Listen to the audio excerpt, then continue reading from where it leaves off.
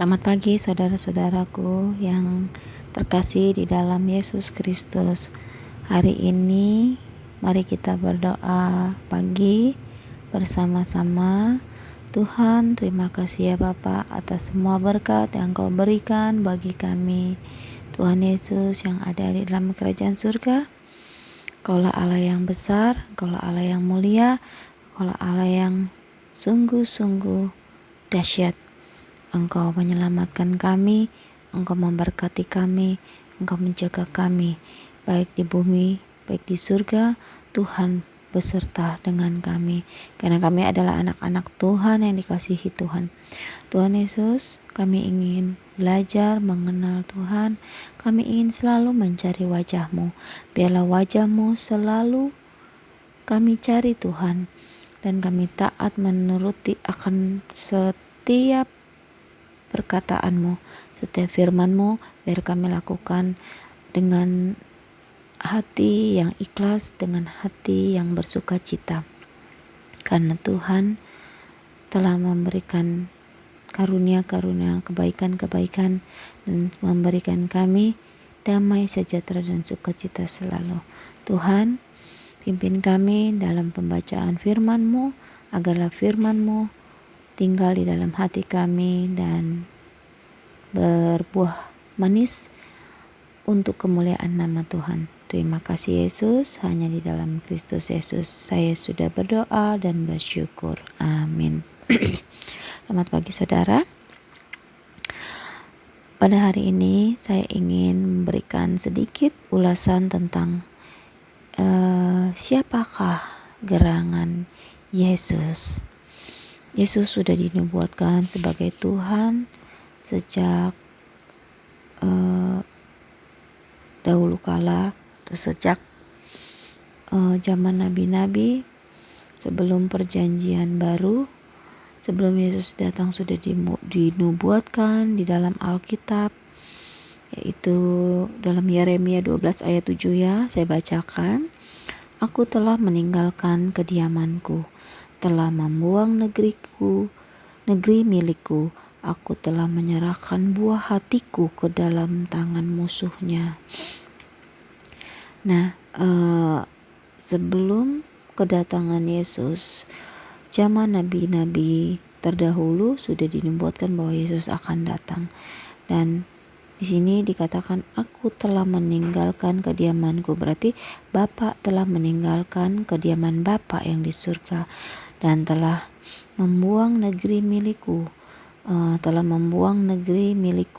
Negeri milikku adalah miliknya ya, yang di surga maksudnya. Telah menyerahkan buah hatiku. Buah hatiku adalah putra, yaitu Yesus, ke dalam tangan musuhnya. Nah, satu lagi kita akan baca di dalam Mika 1 ayat 3. Sebab sesungguhnya Tuhan keluar dari tempatnya ya, dan turun berjejak di atas bukit-bukit bumi. Sebab sesungguhnya Tuhan keluar dari tempatnya atau surganya dan turun berjejak di atas bukit-bukit bumi ya. Kita tahu ya bahwa kalau yang berjejak itu berarti manusia yang berpijak di atas tanah. Nah, Tuhan sendiri keluar dari tempatnya. Ini sudah menjelaskan bahwa Tuhan keluar dari surga dan datang ke dunia menjadi Yesus. Ia berjejak di atas bukit-bukit bumi. Kalau manusia itu juga sama ya, berjejak di atas bukit-bukit di bumi, tapi ini Tuhan sendiri yang keluar. Satu lagi di dalam ayat Yesaya pasal 2 ayat 4. Ia akan menjadi hakim antara bangsa-bangsa dan akan menjadi wasit bagi banyak suku bangsa. Siapakah gerangan dia? Dia adalah Yesus yang dimaksud di dalam Nabi Yesaya pasal 2 ayat 4. Ia akan menjadi hakim. Siapa yang menjadi hakim di dunia ini yang adil? Itu Yesus Kristus. Dia akan menjadi wasit bagi banyak suku bangsa. Tuhan sendiri yang akan menjadi wasit. Ia putra Allah yang turun ke dunia untuk menjadi wasit bagi seluruh suku bangsa, yaitu Yesus sendiri. Di dalam 1 Tawarik 16 ayat 33, maka pohon-pohon di hutan bersorak-sorai di hadapan Tuhan, sebab ia datang untuk menghakimi bumi. Dalam Tawarik Tawarik ini adalah perjanjian lama. Sebelum Yesus datang, sudah dinubuatkan bahwa pohon di hutan aja bersorak-sorak di hadapan Tuhan, sebab Yesus datang untuk menghakimi bumi maksudnya. Nah, ini mungkin sebagian yang saya temukan ayat-ayat ini yang menjelaskan bahwa Yesus adalah Tuhan. Di dalam perjanjian baru, setelah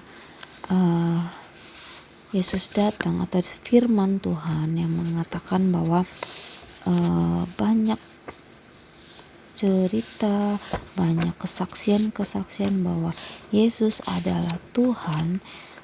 Kita baca ya di dalam Injil Yohanes 1 ayat 14. Firman itu telah menjadi manusia dan diam di antara kita, dan kita telah melihat kemuliaannya, yaitu kemuliaan yang diberikan kepadanya sebagai anak tunggal Bapa, penuh kasih karunia dan kebenaran. Firman itu telah menjadi manusia. Siapakah firman itu? Firman adalah yang bersama-sama dengan Allah, menjadi manusia dan diam di antara kita, yaitu Yesus. Diam di antara kita. Kita bisa melihat kemuliaan Bapa di dalam diri Yesus sebagai anak tunggal Bapa, karena Allah memberikan nyawanya buat untuk kita melalui Yesus. Nah, di dalam Kisah Para Rasul juga menjelaskan bahwa Yesus adalah Tuhan. Saya bacakan Kisah Rasul pasal 10 ayat 36. Itulah firman yang ia suruh sampaikan kepada orang-orang Israel, yaitu firman yang memberitakan damai sejahtera oleh Yesus Kristus yang adalah Tuhan dari semua orang.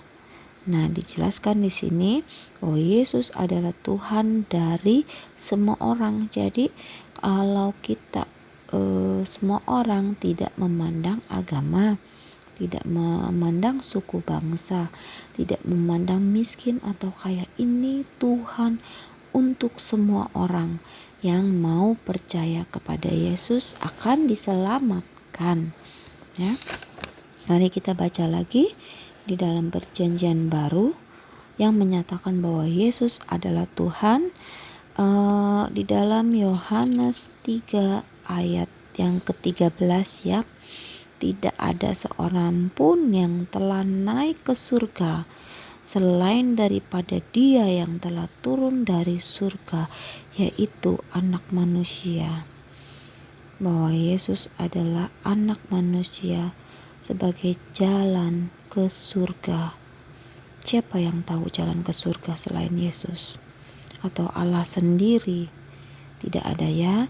Makanya di dalam ayat 13 ini dijelaskan Yesus turun dari Allah turun dari surga menjadi anak manusia, menjadi Yesus untuk dikorbankan untuk penyelamatan manusia. Dalam pasal Yohanes pasal 3 ayat 16, karena begitu besar kasih Allah akan dunia ini, sehingga Ia telah mengaruniakan anaknya yang tunggal, supaya setiap orang yang percaya kepadanya tidak binasa, melainkan beroleh hidup yang kekal. Lanjut ya ke ayat 17, sebab Allah mengutus anaknya ke dalam dunia bukan untuk menghakimi dunia, melainkan untuk menyelamatkannya oleh Dia. Jadi Yesus sendiri juga, Allah mengutus anaknya sebagai Yesus untuk menghakimi dunia. Lanjut, kita akan membaca di dalam Yohanes pasal 5 ayat 22. Bapa tidak menghakimi siapapun, melainkan telah menyerahkan penghakiman itu seluruhnya kepada anak. Siapakah anak? Anak adalah putra Bapa. Ia menjadi manusia, ia juga Bapa yang ada di dalam Yesus. Bapa sendiri tinggal rohnya di dalam anak. Karena Yesus adalah manusia dan Yesus juga adalah Bapa. Karena satu di antara diri sendiri. Ia menjadi Bapa, ia juga menjadi anak, dan ia adalah Roh Kudus juga. Lanjut ya, di dalam Yohanes 5 ayat 25 dijelaskan bahwa Yesus adalah Tuhan sebagai jaminan hidup. Aku berkata kepadamu, sesungguhnya saatnya akan tiba dan sudah tiba bahwa orang-orang mati akan mendengar suara anak Allah. Siapakah anak Allah? Adalah Yesus. Dan mereka yang mendengarnya, mereka yang mendengar Yesus akan hidup. Amin. Nah, siapa yang mendengar suara Tuhan Yesus, ia akan hidup. Di dalam Yohanes 5 Yohanes pasal 5 ayat 26 sampai 29 saya bacakan ya. Bapa dan Yesus adalah sama. Sebab sama seperti Bapa mempunyai hidup di dalam dirinya sendiri, demikian juga diberikannya anak mempunyai hidup dalam dirinya sendiri. Dan ia atau Bapa telah memberikan kuasa kepada Yesus untuk menghakimi, karena ia adalah anak manusia. Karena Yesus adalah anak manusia, janganlah kamu heran akan hal itu, sebab saatnya akan tiba bahwa semua orang yang di dalam kuburan akan mendengar suara Yesus, dan mereka yang telah berbuat baik akan keluar dan bangkit untuk hidup yang kekal, tetapi mereka yang telah berbuat jahat akan bangkit untuk dihukum. Nah, ini sebagian kecil yang saya temukan di dalam perjanjian baru. Mungkin masih banyak lagi ya yang nanti akan kita bahas, karena banyak yang menyatakan bahwa Yesus adalah Tuhan. Jadi jangan ragu untuk mengikut Yesus menjadi juru selamatmu, karena Dia yang menjadi hakim yang akan datang, hakim yang adil.